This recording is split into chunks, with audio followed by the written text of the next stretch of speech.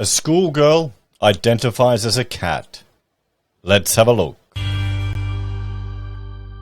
Hello everyone, Florian here, and welcome to another episode of HeiseSays.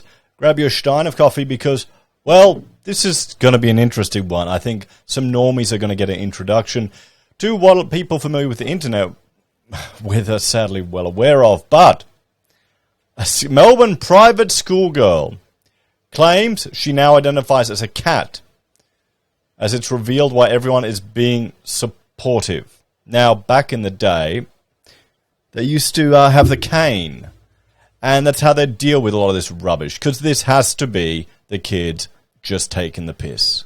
Okay, this has to be the kids taking the piss. The trend of adopting a furry animal identity is a well-established subculture. Now, if this is the first time you've heard about furries, sorry that you're going to hear about it, but there's two videos that I think you need to watch to get a real understanding of what we're looking at here. Okay, two videos. The first is The Failure of Rainforest by the Internet Historian. I highly recommend this video. This should be your start, just to have a look at what this subculture is about. And then, keep that in mind, that a private school is letting a schoolgirl identify like this. Then the second is from Flash Gits. This is the Furry Crusades, and they've got their first collection here. Now, these are both, I would say, adult-only content. Don't go showing it to your kids, even though it's a cartoon. But this details the valiant effort to, rid the universe of, well, this affliction. So I'd recommend these two videos if you haven't seen them already, and let me know in the comments if you have. So let's go down this rabbit hole. This is, come on. A teenage girl now reportedly identifies as a cat. This is because in Victoria they've got all that safe schools rubbish, okay? So they have to probably bend the knee to this garbage. With the Melbourne private school where she's attending supporting her animal behaviour. This has to be a joke. Is it April Fool's? The first time I saw this, I thought it literally was just a fake news. Someone writing some bullshit, The Year 8 student does not speak during school hours, according to the report in the Herald Sun, despite being described as phenomenally bright.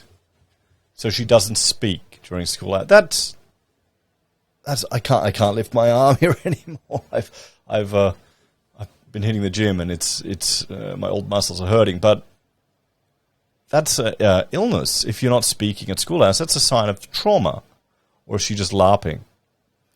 A parent reportedly told the paper the school let the girl behave like a cat as long as it did not distract her or her studies. Now, in the past, that would have been therapy, guys. That would have been therapy, wouldn't it? Or you would have just... Sorry, I'll move the mic. Or you would have just been taught to stop being an idiot. I mean, has school changed this much since I went? I went in high school. I was the class of 99. I'm not that old. Oh, shit, that's over 20 years ago. Okay, yep, I am. I'm old. Being a furry is fine now, apparently, at school. And let's just have a look here. This is a still from Furfest, okay? Don't watch this with your kids, okay? Do not watch it with your kids. It's degenerate and depraved. It really is. No one seems to have a protocol for students identifying as animals. Yeah, because that's... How are we at 2022 where that type of sentence should be a normal thing someone says? You should say, no, you're not an animal. Grow up. Get your work done. If it continues, you send them to a psychiatrist. But the approach has been that if it doesn't disrupt the school, everyone is being supportive. A source close to the family told the newspaper. You know what'll happen.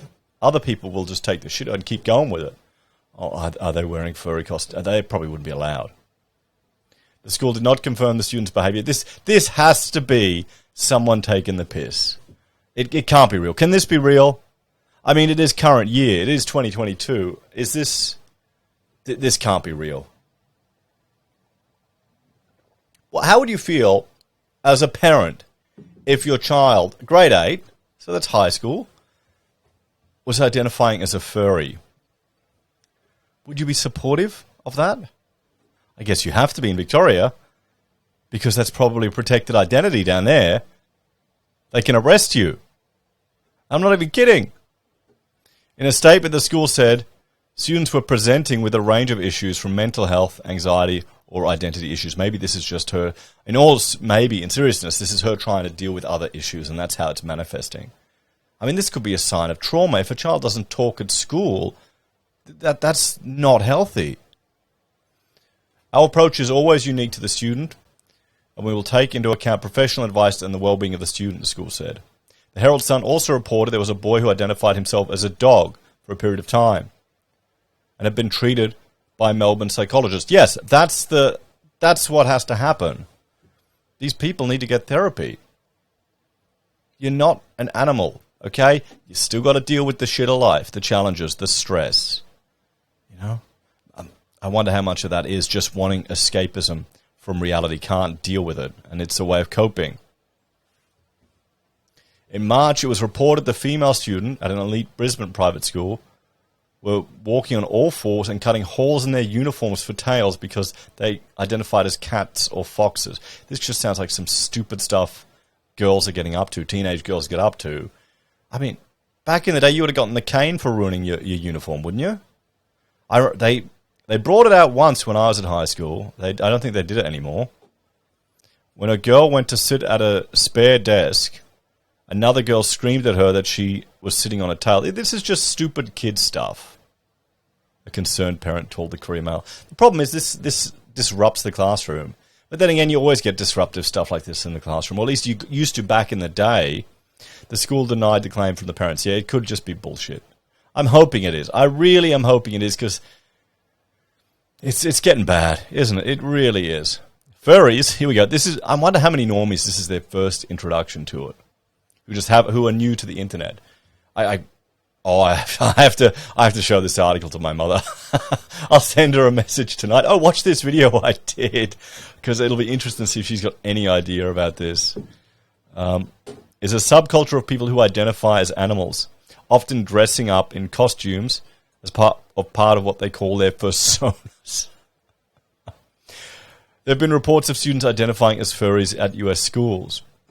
In January, a Michigan school district was forced to deny that litter boxes were provided to students who identified as furries after a woman made the claim in a school board meeting last month. Yeah, you know what this is? This is just 4chan guys taking the piss and concerned parents running with it. That's what it is. Okay, no school would be that stupid to give litter boxes to these kids, because then you'd have to clean it all up. There'd be kids stupid enough that would use it, that would role play it. I bet you they would be. District Superintendent Michael E. Sharrow replied it was unconscionable that he had to address the issue in an email to parents that was also posted on Facebook. Let me be clear on this communication. There is no truth whatsoever to this false statement accusation. There have never been litter boxes within MPS schools. Yeah, this is just people doing... Oh, well, there you go. There's something you're never going to unsee, guys. Sorry about that. Brisbane psychologist Judith Locke said she was not surprised by the emergence of the furry trend. Well, I mean, in this series here from Flashkit, they explain the source of this corruption. And if you haven't watched it, check it out. It's bloody funny. But again, it's a cartoon. It's not for kids. That's the thing when you have kids. You've got to be careful with what computer games you play in front of them, that type of stuff too, what YouTube media you consume. She claimed it was only a matter of time before people began to identify as animals after romanticizing them all their lives in film and television. But there's a real challenge around the acceptance of people's decision on how they see themselves these days. It's a fraught area. No, there's not. Okay? We just have to stop pretending. We have to realize that once you grow out of being a toddler, you've got adult responsibilities. I mean, if you want to do this, if you want to dress up as a furry in your own bedroom, that's fine. Go ahead.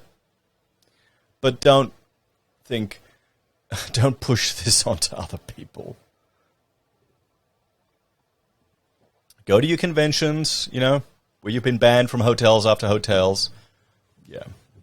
Because this isn't all nice and fluffy and friendly. This is not like a cartoon character. This is sexual in many ways. Just watch that Internet Historian video, guys. That'll open your world to it. Australian adolescent psychologist Michael Carr Gregg said he had only come across one client who identified as an animal in his 25 years of practice. The client was a young boy who identified as a dog. Dr. Carr Gregg said once the stressor in life was removed, that's it. The boy resorted back to identifying as a human being. Yes, this is a coping mechanism. And I would imagine, what I've heard is that a lot of the people who adopt the furry subculture to an extreme, many of them have body dysmorphic disorder and issues with their bodies. That's why they do this. At least that's one theory. According to furry website Fursona, 3/4 of those adopting Fursonas are under the age of 25. Well, that makes sense. I mean, when you're a teenager, everyone's unsure about themselves and you're unsure about your bodies and all of that stuff until you get old and you realize it just gets flabbier and flabbier. Furries tend to be teens and young adults, though there are plenty of adults in their late 20s and 30s in the fandom too, the website said. In some cases, furries are in their 70s and 80s. First Science says Fursona, I can't believe I'm reading this, is a form of self-expression and creativity. Creating a Fursona is a creative exercise which can have a number of psychological benefits, the site states. It all comes back to mental illness, doesn't it?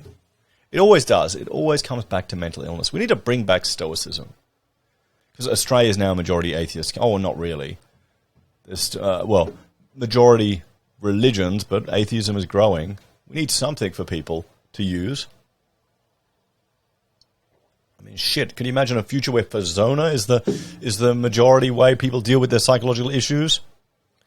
Inventing a character can help you think about who you are as a person and who you'd like to become. For example, if you've always stood out in school for being tall, having a giraffe Fursona might help you feel more comfortable with your height. About half of furries worldwide are found in the US, Canada, with Australia reported to have only 1% of those participating in the trend. Hasn't caught on here yet. Or what's going wrong in the US and Canada? There you go. So let's have a talk about this one. So is this a high school girl just taking the piss out of the school? I mean, wouldn't you be worried if someone doesn't talk at all in the school? That's a sign of some real problems. Maybe it's someone just that's so isolated from the other kids, bit of a weirdo, no one wants to hang out with, hasn't got any friends, and this is a coping mechanism of dealing with it. It's not them being rejected, it's them rejecting others because they've got their Fursona to protect them.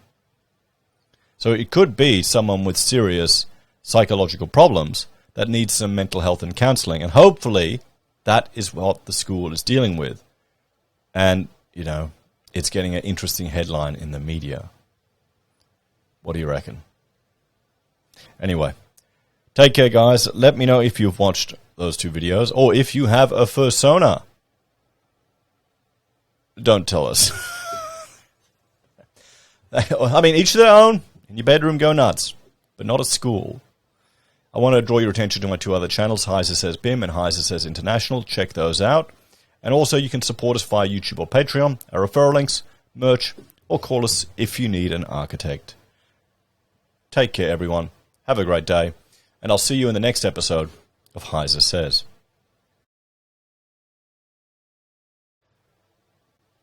I'm just getting too old. That's what it is. I'm definitely getting too old. I can relate more to the space marines than the furries.